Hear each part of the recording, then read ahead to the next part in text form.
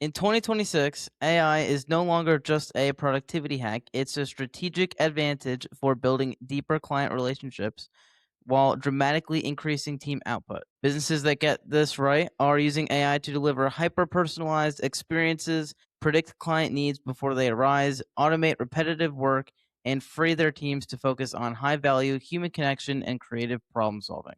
So, with that said, welcome to the 5K5. I am Mark, and I'm joined by Pam today. Hey, it's great to be back. So, I know the listeners, they've seen you before. You are very well known on this podcast. What is a fun fact that's new in your life?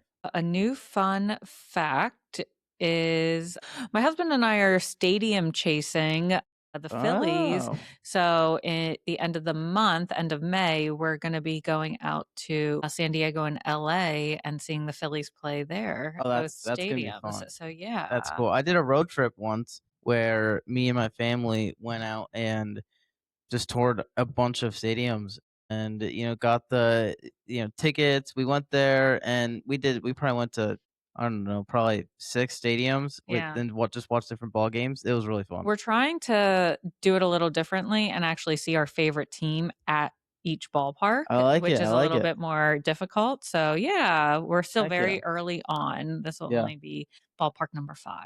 That's impressive though. Most people only get to see like 2 ballparks in their entire lives, right? Yeah. Yeah. Go So, Phils. heck yeah. Well, I'm a Yankees fan, but Yeah. I don't hate the Phillies. Well, that's good. That is good. So, we're just gonna jump right into it.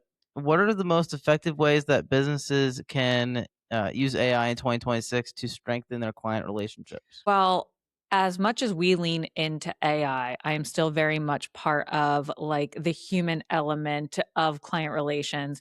Getting on a call and having personal interaction with our clients, finding out about how their kid's birthday was or little league, the wedding that they're planning coming up. But beyond that, there is a lot that we can do within AI to make sure that we're not dropping the ball with anything. One of the big things that's been huge for me is Fathom Note Taker.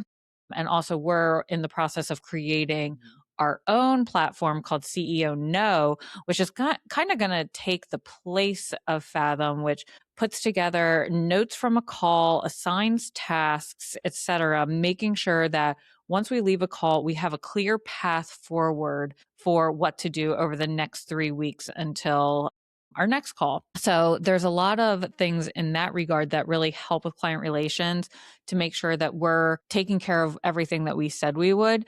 But as far as like my relationship and the relationship of my peers with our clients, the human element is still top notch, most important to me. I don't think that that will ever go away. As somebody who has been working with clients since high school in some ways, there's just nothing like human interaction and building that trust between Yeah. people. Now, do you think that AI would ever get to a point where it's like undistinguishable, like human interaction? No, I don't think so. Okay. Personally, I just think that they don't have the empathy to have that kind of interaction, even with all the coding in the world. And I know that there's the like talk about people who have relationships with AI bots, and I'm not knocking those people, but they're not having a real relationship. Yeah, for sure. They're hearing what they want to hear. And I know that from, talking to chatbots as well, that Mhm. like they're hearing your side of the story, they're telling you what they want to hear. Part of what makes us a great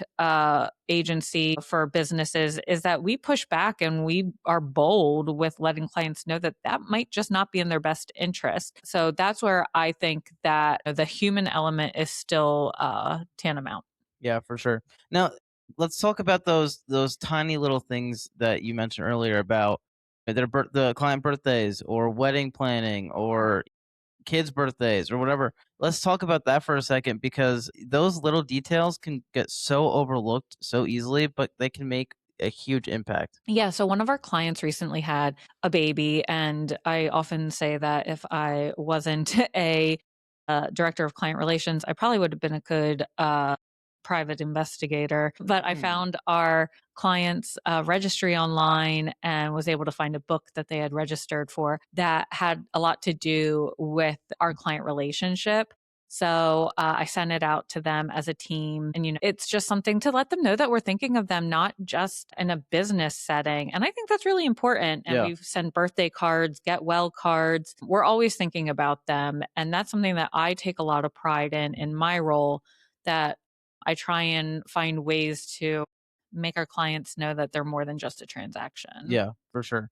And it's interesting because so many companies out there view their clients as, oh, they're just bringing in money for us. Like that is not at all how you should look at them. The fact that we as a company care for our clients in a way that most companies don't just sets us apart from other people. That's always been my goal. I like to think of them as friends in some regards. Yes, they're my business liaison, but a lot of these people I've had relationships with for 6 years now. So there's a trust there, and a familiarity, learning about their interests outside of just their company and their business. It's something that I really make sure that I'm finding out about. Yeah, for sure. So that brings us to our second question. Going from the productivity and the things AI can help with the client relationship side, let's talk about now the internal teams area. Like how does AI help boost productivity for your team members or for just the processes that we take as a company? Yeah, so I know that we do lean very heavy into AI, as we mentioned. There's a lot that we're doing as far as like deep research with our clients within Perplexity, and systems that we've built as well that are able to help us create plans, campaigns, etc., but also getting things actually like on their schedule as well has been really important. So just being able to like go into the Fathom notes of a meeting that recently happened, or to our own 5KOS system, and typing in like, hey, what's something that we talked about on last week's meeting that I need to prepare for in 2 weeks, and getting that on Danny's calendar, Lainey's calendar, etc. And then just being able to follow up internally with our teams, and tracking what we're doing. One of the cool things that we use is ClickUp as a like project management system, and they've been integrating AI.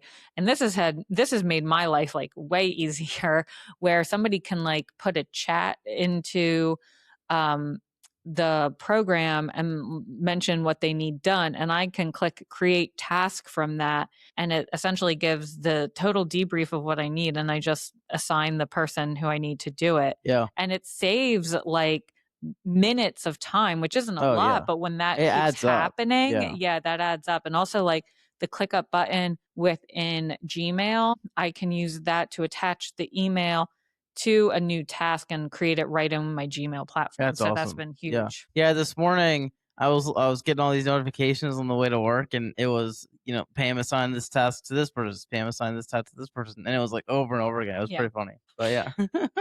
I don't know why I get those too. I don't know. I don't know. Maybe I should look into that. Yeah. But yeah, so now, what about so you were telling me earlier before we started the podcast about productivity within your calendar and how, team members can use their Google Calendar to really be productive. And then also the challenges with that as well, where sometimes as you add tasks to your calendar, it just becomes white noise in the background. Yeah. So, one of the things I think a lot of us do is we put ongoing tasks onto our calendar, like things that we need to do sort of like every day.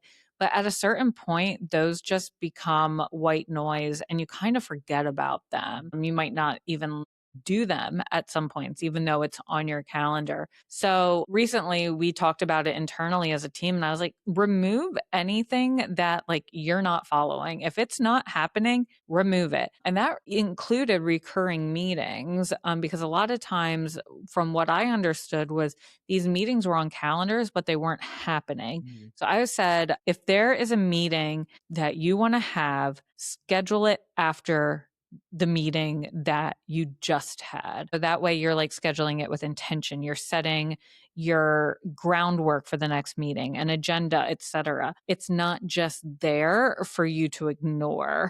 So that's been a really big thing. And I think that the team has really embraced it as well. And I saw that on email or podcast, and I can't remember who it was, but they said that about every quarter, they have everyone on their team remove all of their recurring meetings and they add back in what they need to so things don't get stale and you're not just having Yeah. meetings for the sake of having meetings as Yeah. well. So it was along those lines as well. I didn't want people having meetings just for the sake of having meetings, and I don't want meetings not happening that were on your calendar, because as somebody who sets meetings, it's really tough to look at something at somebody's calendar and see it completely blocked off, but half of that's not real. Yeah, exactly. So let's clean that up and let's make sure that we're really sticking to the important things. Yeah, for sure. I like that a lot, especially let's say like well no, actually this is a good uh intro to what we started doing with the hour block off time. So we were running into this challenge where one of our team members, his name is Jonathan. You guys have met him before on this podcast. He's awesome. He has a ton of knowledge, ton of information, and a lot of the team goes to him for help with certain things just because he's just a genius when Mhm. it comes to this stuff. And so, but he's super busy. And so, what we ended up doing was, and this didn't just apply to him, this applied to everybody. We set 1 hour out of every day, which honestly is not that much if you No. think about it. It's 1/8 of the day. 1 hour where we can go to anyone on the team, say, hey, I have a question on this. Okay, let's put it on the to do for that hour. And then that hour that we have blocked off is used for, people connecting with other people about a certain task, or someone who is like, crap, I need this person to do this so that I can then Mhm. complete this task. Then you can use that hour to go up to them and say, hey, I need you to do this so I can, finish my job, or do whatever. And that just helped so much with productivity. Yeah, it absolutely does. And we don't live in a vacuum. So, of course, like things happen that could mean that you need to interrupt somebody for a more urgent task. And it worked really well for like a month. And then we started getting back into old habits, which happens. So, what we did was during our last quarterly meeting, we looked back at that hour time slot and we talked about how people were not following that time anymore, even though it was on the calendar, and going and not bothering people, but interrupting people when it might not have been ideal. And so that word that we keep coming back to throughout the year that I put on our, first meeting of the year, intention, that really drove home the fact that we need to come back to that 1 o'clock time slot Yeah. as a time for everyone to go find the person that they need to talk to get things addressed. And it's not something that is inherently always going to be top of mind, but it's up to the person who's getting interrupted to also say, hey, do you mind coming back at this 1 o'clock time slot when I have this time blocked off? Because right now I'm in the middle of something. Yeah. And of course, I'm a people pleaser more than almost anyone. And it's very natural to me to put aside what I'm working on and say, yes, let me help you. But you're not doing yourself any favors. And really, you need to prioritize like getting your stuff done as well. So that's where that you got a minute time slot really has come in handy for Yeah, us. exactly. Now, to kind of finish off the episode, looking ahead to this year and beyond, what does the ideal human plus AI workflow look like for client facing teams? Well, I think just utilizing AI to really create automations and systems so we're not dropping the ball, working in a productive manner, getting work done quicker, quality work. We want to make sure that our work still has a very human element. We don't want it to Yeah. come across as AI, which I think we do a really good job at, because what we do is we give like amazing prompts. Lainey does amazing work. She is like a master of paid ads and landing pages, and she's whip smart, but still creating real interactions and connections with those clients and making sure that you're available to answer questions for them and you're getting back to them with real answers. And Yeah. if it's a I don't know, but I'll find out for you, that's what it Exactly. is. Yeah. And just And not just being getting back to them with real answers, but getting back to them with real answers efficiently and on time. You know what I yes. mean? Like that's a huge thing because you can get back to someone with a real answer, 3 hours after they sent you the message, and then it's like, well, it's not even on their mind anymore. Mhm. It's like it's one of those things where you got to be careful with when you actually end up, responding. Yeah, and that's the thing, like, I really try and monitor my email and get back to clients as soon as I can, Mhm. but I do know that there are people who have that, like, focus time, so I can sort of intercept the email and say, Yes, like, "Hey, we will get back to you as soon as we can. Just know that this has been seen and somebody is working on an answer for you." exactly, and it's so huge for that. But Yes. yeah, before we end, do you have anything else you would like to add? No, I mean, just continue. Like, if you're into AI, that's great. But, there's also nothing like the human element. Yes, So for that's sure. really what I say. The inside joke here is I won't let anyone make an avatar of me because I really enjoy the human interaction. I love making relationships and connections with people. It's been part of who I am my entire life. So, You for do me, know everybody. yeah, I try. So there's a fine line between using AI and using AI for For everything. sure, yeah, because it's not gonna replace creative thinking. Absolutely. Yeah. And it's funny, I've noticed myself pulling back on my AI usage recently because Mhm. I felt like I was getting like too comfortable with it. So Yeah. I've been more cognizant of my usage and wanting to make sure I'm not letting my brain go to mush. Yeah, for sure. Well, Pam, thank you so much for joining us today on the 5K5. Listeners, thank you for listening and tune in for the next one. Peace out.